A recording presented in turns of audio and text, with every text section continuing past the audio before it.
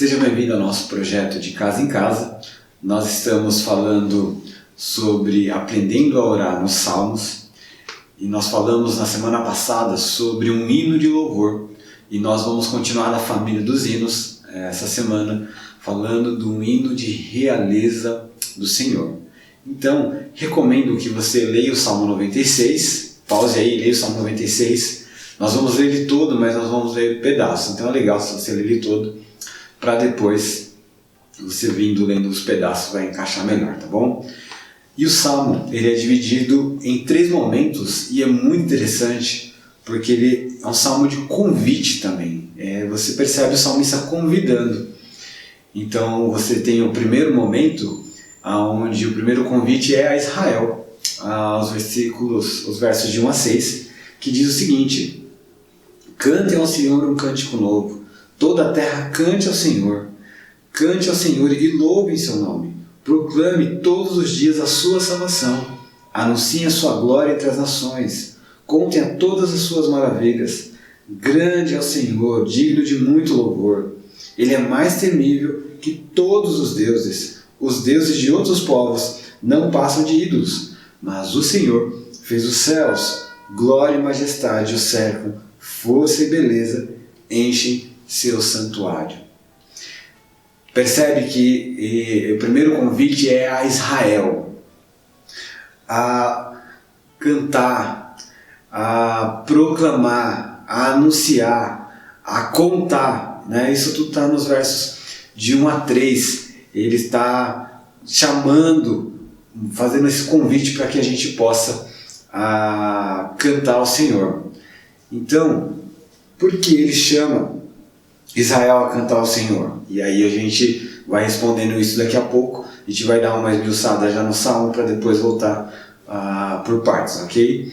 Um segundo convite é um convite às famílias da terra. Então, no primeiro momento é a Israel, né?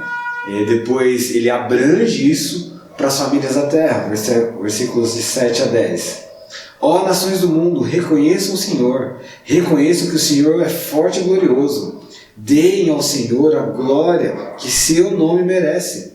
Tragam ofertas e entrem em seus pátios. Adore o Senhor em todo o seu santo esplendor. Toda a terra trema diante dele. Digam entre as nações, o Senhor reina. Ele firmou o mundo para que não seja abalado e com imparcialidade julgará todos os povos. Então aqui ele expande a ideia de Israel, né? E é muito interessante porque esse pedido dele é de reconhecimento, né? Você vê no versículo 7, reconheça a força do Senhor. Depois no verso 8, tragam ofertas ao Senhor, deem glória ao Senhor. No verso 9, adorem Ele. No verso 10, diga ao Senhor, Ele reina, né? Então aqui é um salmo da realeza, porque o Senhor é o grande rei da terra. Quando a gente lê o verso 10, ele vai dizer: Ele firmou o mundo para que não seja abalado. Ou seja, esse Deus é o Deus da criação, mas Ele não só é o Deus da criação, Ele é o Deus que está no trono reinando soberanamente. E tem um terceiro convite, que aí ele expande ainda mais esse pedido, esse convite, que primeiro é Israel, no segundo momento as famílias da terra e no terceiro momento a toda a terra. E assim terminam os versos de 11 a 13. Alegre-se os céus e exulte a terra, deem louvor o mar e tudo que nele há, os campos e suas colheitas, gritem de alegria, as árvores do bosque exultem diante do Senhor, pois Ele vem julgar a terra, julgará o mundo com justiça e as nações com sua verdade. Algumas traduções trazem com sua fidelidade. Então agora é um convite para além de Israel. E o que esse texto está mostrando para a gente? E aí a gente precisa lembrar um pouquinho que Deus chamou um povo, decidiu se revelar para este povo, e este povo é o povo de Israel. Israel tem a incumbência no mundo de ser luz para as nações, ok? ok? Nós já conversamos bastante sobre isso, mas é bom enfatizar o que esse salmo está dizendo para a gente também. Perdoe, a sinusite quer atacar, mas vamos vencer. Então esse Israel tem que clamar ao Senhor, tem que cantar ao Senhor, anunciar ao Senhor, contar as bênçãos desse Deus maravilhoso, porque é esse Deus que fez o céu, glória e majestade o cercam. Os outros deuses, né? Porque Israel, qual é esse motivo de Israel louvar a Deus? Por que convidar Israel? Porque os outros deuses são falsos. Quando você lê o verso 4 e 5, ele vai dizer isso. É mais temível que todos os deuses. Os deuses de outros povos não passam de ídolos, ou seja, não passam de falsidade. O nosso Deus, ele fez os céus no verso 5. Então, esse convite a Israel é lembrando que o Deus que chamou um povo, que se revelou para esse povo, que deu a lei para um povo, que é o Deus criador de todo o céu e toda a terra. Esse Deus é digno de louvor, é esse Deus que Israel deve, então, ter comunhão. E aí, o convite é o seguinte: agora, famílias da terra, ou nações, né? Essa versão NVT traz as nações do mundo, né? A mesma ideia de famílias da terra. Olhem para Israel, olhem para essa relação com Deus que Israel tem, e venha também vocês, só que vocês têm que vir reconhecendo que só há Deus, né? Reconheçam o Senhor, reconheçam que Ele é forte e glorioso. E aí a gente pode levar esses salmos também para períodos como pode ser o Êxodo, mas a maior ideia aqui é que esse salmo se encaixa melhor no pós-exílio, ou seja, acabou o exílio, voltamos para a terra, então Israel está, é como se fosse uma festa aqui, e aí está chamando as pessoas, venham celebrar conosco, venham à festa. Chamou o povo de Israel, agora chama a família da terra. Reconheçam que o Deus de Israel, que trouxe o seu povo cativo, Ele é o único Deus, Ele é forte, Ele é glorioso. Deem glória a Ele, tragam ofertas a Ele, adore esse Deus. Tragam, versículo 9 ainda fala mais, toda a terra treme, ou seja, trema diante dEle. Porque você não está diante de qualquer Deus, não está diante de um ídolo, está diante do Deus Todo-Poderoso. Digam, o Senhor reina. Por muito tempo, família da terra, por muito tempo, nações, vocês viveram debaixo dos ídolos. Agora vocês estão vendo Israel, que está voltando do cativeiro, está já na sua terra, está com o templo reerguido, está com suas muralhas reerguidas, estão louvando. Agora, nações da terra, vejam, reconheçam esse Deus e adorem a Deus, porque o Senhor reina.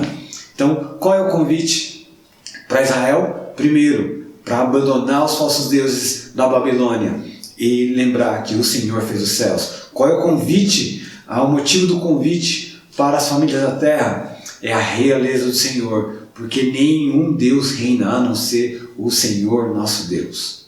E o último convite é porque toda a terra deve louvar o Senhor. E aí o salmista vai convidando: alegre-se os céus e exulte a terra, né?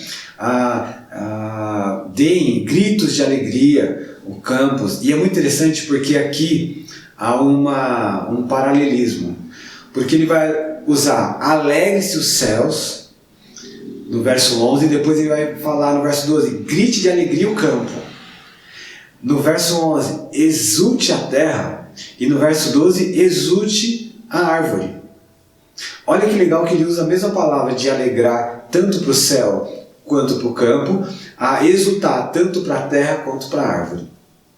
Essa relação, aos comentaristas que dizem que primeiro não, mas é que Deus está dizendo, o salmista está dizendo, louve a Deus na forma horizontal e vertical, ou seja, céu e terra alegre-se e exulte, campos e árvores alegre-se e exulte também. Mas no meio de tudo isso, no versículo 11, que não terminou, ele dá mais uma mas uma característica que o verso 12 não dá. E isso é interessante, porque o verso 11 começa: alegre-se os céus, exulte a terra. O verso 12 começa: os campos das colheitas gritem de alegria, as árvores do bosque exultem. Mas o final do verso 11 diz o seguinte: deem louvor ao mar e tudo que nele há. Não está dizendo que o mar é o centro de tudo, mas está dizendo que o louvor é o centro de tudo. Louvemos o nosso Deus. É a partir do louvor que a gente vai poder exultar, a gente vai poder gritar de alegria, porque nós louvamos o Deus que reina. E esse é o grande convite, porque no verso 13 ele vai terminar dizendo: pois ele vem julgar a terra, julgará o mundo com justiça. Porque a terra inteira deve aceitar o convite, porque o Senhor julgará. E aí a gente não deve sempre pensar para o lado negativo do juízo, né? Mas no lado positivo, o Senhor vem trazer justiça, e uma justiça que vai reverberar em paz. E uma justiça que reverbera em paz traz alegria ao nosso coração, uma alegria que vem do Espírito Santo de Deus. Quando o reino de Deus está presente na terra, a gente pode perceber justiça, paz e alegria. É isso que Paulo fala, e isso que vai permear o reinado de Deus. Amém? Um vídeo curto, mas importantíssimo, até porque não dá para entrar em todos os detalhes dos Salmos, mas a gente vai conhecendo. Nós já conhecemos o hino de louvor, agora conhecemos o hino da realeza do Senhor, onde mostra que o Senhor reina. 3 perguntas para a nossa reflexão. Primeiro, por que louvamos somente a Deus e não outros deuses? Segundo, por que devemos dizer o Senhor reina? E terceiro, quando devemos cantar um cântico novo? E aí, eu não explanei muito isso, mas tem a ver com o contexto que eu abordei aqui, ok? E aí já fica mais fácil a resposta. Deus abençoe e boas reflexões.